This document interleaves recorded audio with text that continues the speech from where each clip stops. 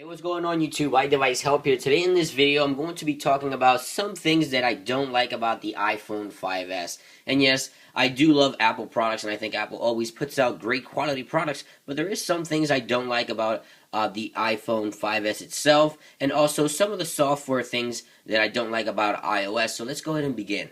Now, the first thing I wanted to talk about to you guys was the Touch ID. Now, Touch ID was one of the main technologies that the iPhone 5S was sold upon. Now, simply you touch the sensor or your locks or your home button there, and then it scans your finger once you set it up through settings and the Touch ID settings.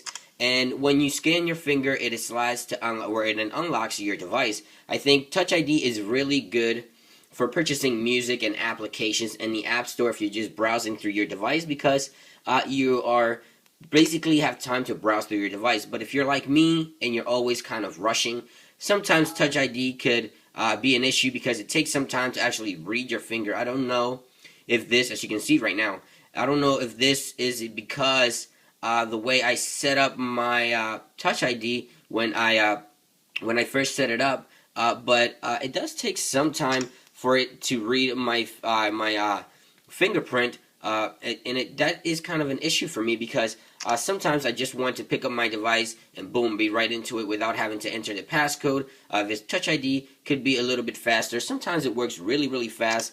Sometimes it just takes some time. And if to me, if I have to put some thought into picking up my device and placing my finger on the home button, then that's kind of an issue for me, and it kind of defeats the purpose a little bit. I think Touch ID, again, is a great technology. It's very secure for purchases, but for lock screen, for the lock screen, I don't think Apple should have sold the device on that idea. Again, this is something you can disable by simply going into your settings and disabling it from lock screen. But again, the device was kind of sold on that idea to unlocking your device with your finger, and I thought it'd be really, really cool, but sometimes it's just kind of a hassle to just think about placing your finger properly on the home button. Now, another thing I wanted to talk about here with Touch ID is, and I'm going to send myself here a message. Before in iOS 6, when you got a message here, you just slide to unlock and it will take you straight to the message or the application that notified you on your lock screen. Well, I thought that would be the same thing here with Touch ID, but when you place your finger, it doesn't take you straight to the application. It takes you to your home screen, and then you have to go into the application and view that notification. And I'm going to do that again here. Let me see if I can send another message. Again, you can slide to unlock and then put in your passcode, but that kind of defeats the purpose of Touch ID. That doesn't take you straight to the application. Again, like I said, Touch ID is a great technology. It does work, I would say, 96% of the time for me. But if I'm rushing around and trying to get to my device, Touch ID is probably not a good thing to have on your lock screen.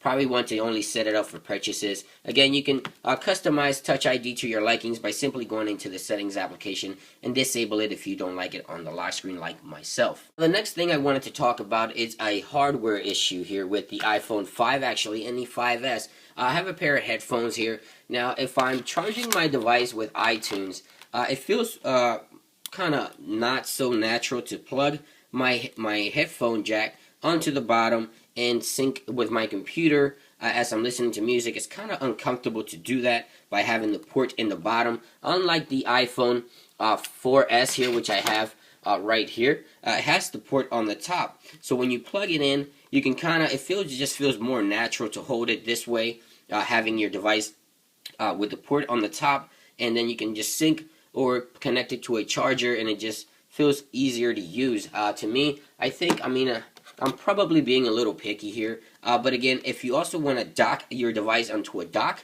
you can't do it because the headphone jack gets in the way. As you can see there, I can't dock my device. I have to take the plug off, or the headphone jack off, and then kind of sync my device there with a dock. And this also is an issue for your car. If you have a dock built into your car, then you can't really change that. So you can't really plug an aux cable, which will connect to your stereo system to listen to music. Now, if you have Bluetooth available for your car to sync with your music on your iOS device, then that's really not an issue. But in my case, I do use an aux connection like that, and I do have a dock on my car, and I can't really do that with the iPhone 5 or 5S. So that's kind of like a minor issue there for hardware-wise for the iPhone 5S. Now, another thing I wanted to talk about is Apple's latest iPhone 5S. It's great. has new colors, better battery life, and also a better camera sensor with the dual LED flash, but the megapixels are the same. The camera is actually the exact same camera from last year's model. Now, I do like the color, I do like everything about the camera and the pictures, but it is the same megapixels, which is kind of frustrating because I know megapixels don't always mean better pictures. Say if you have an 8 megapixel camera and a 12 megapixel camera, but you have better lighting and better aperture ratio with the 8 megapixel, you can actually take a better picture than with a 12 megapixel. And also software, iOS also has a lot to do with that. The software can also help determine the quality of the photo, but just to make the device feel a little better or newer to users, I think I should have added a more or a 10 megapixel camera at least to make the device just feel just newer. I know they added the dual LED flash, which helps with low light picture taking, but that's just a minor, also another minor hardware issue that I find with the iPhone 5S. It just doesn't feel new having the same exact camera as last year. Now, another issue that a lot of users has been talking about is battery life. Now, with all this new technology built into the iPhone 5S, you got AirDrop, you got AirPlay, you got all these things going in the background, motion wallpapers, as you can see there, a motion wallpaper, and you also get video or dynamic wallpapers that you can set up on the iPhone, which move around, and that could take some of the battery life away from the device itself. A lot of users wanted it, so Apple did it.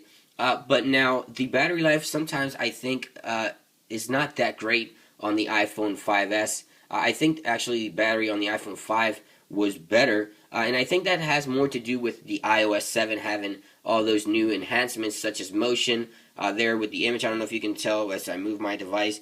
The image on the background just kind of makes the icons look 3D. I think that has most to do with the battery life. Now, you can probably buy a case that has a built-in battery pack like this one that I bought, and you can just put your device there and you get a lot of battery life. Sometimes I can go 2 days without having to charge it if I get a case like this, but these cases are expensive, and you don't want to keep adding on to the price of the iPhone that you already paid a lot of money for. Now, another software issue that I find with the iPhone 5S would be the multitasking. Now, the multitasking on the iPhone 5S or iOS 7, I should say, it is nice. It is better than it was before, in my opinion. But if you have multiple applications running, sometimes I would just like to quit all the applications at once by simply just tapping somewhere. So Apple can probably give us a software update with a button here, somewhere around this region or somewhere here, that quits every single application instead of just swiping away multiple applications like so. And it just takes time. Again, if you're trying to rush, that could be kind of an issue. But Apple just simply, again, this one can be fixed with a software update, just simply adding a button down here somewhere, and then it will quit all the applications at once. And now the final thing I wanted to talk about was iOS itself, iOS 7. Now, I think Apple should release 2 versions of iOS. One for the general public, the general consumer version of iOS, and one for you guys and myself, the people that are pro and advanced users. I know most of you guys that watch here on my channel are pro and advanced users. You guys like to jailbreak. You guys like to add tweaks. You guys like to add customization to your device. There's also developers out there that like to innovate, to create, to come up with new ideas. Maybe add new keyboards. Maybe add a custom theme. Maybe add a tweak that Apple did not add for them on iOS. And they probably can make a code and make it work for themselves and actually share it and even create a new store for themes. Themes for the iPhone, keyboards for the iPhones, and things like that. Again, I'm not saying Apple should make the operating system open because that brings a lot of security risks. But Apple should offer the idea of having a general release of iOS for the public and then a pro version that you can download maybe from the developer center at your own risk, so you can innovate, create, come up with ideas, do things, customize your device to your likings, do whatever it is that you want to do with your device. Apple should really have a second operating system, again, for us guys, for the advanced user, for the people that like jailbreaks, tweaks, and things like that, because Apple has even implemented some of the tweaks from the jailbreak community into iOS from the past. So Apple can probably even learn from this if Apple opens this up. So please, guys, share this video around. Share it with your friends. Share it on Twitter and Facebook. Maybe Apple can see this video and really think about having 2 versions of iOS. One for us, the most advanced pro users, and one for the general public. So I'm going a little bit on a rant here on Apple. I just wanted to point out some things that I just wanted to let you guys know about the operating system and also the iOS device itself. I hope you guys enjoy this video. I'm going to let you guys go, but of course, like always, guys, don't forget to stay up to date with the latest information on iOS devices by visiting iDeviceHelpUs.blogspot.com. And of course, leave a comment down below. Let me know what you think about everything I talked about in this video. I'll let you guys go, and I'll catch you guys on the next one. Peace.